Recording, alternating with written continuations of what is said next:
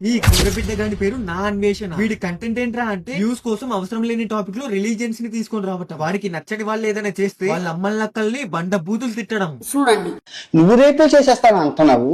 సీతాదేవి తర్వాత ద్రౌపది ఏ టీషర్ట్లు వేసుకుందా రేపులు అయ్యాయి. ఒరే ఎర్రిపుక, ఏ పురాణంలో ఉంది రా సీతమ్మ తల్లిని ద్రౌపది దేవిని రేప్ చేసినట్టు?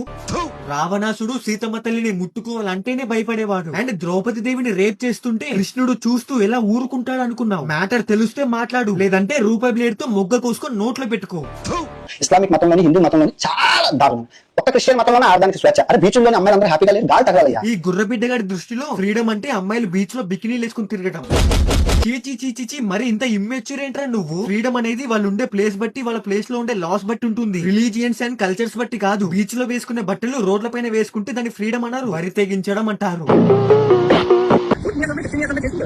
అన్న మొత్తానికి 14 ఇయర్స్ అమ్మాయిని వేసానంటావు.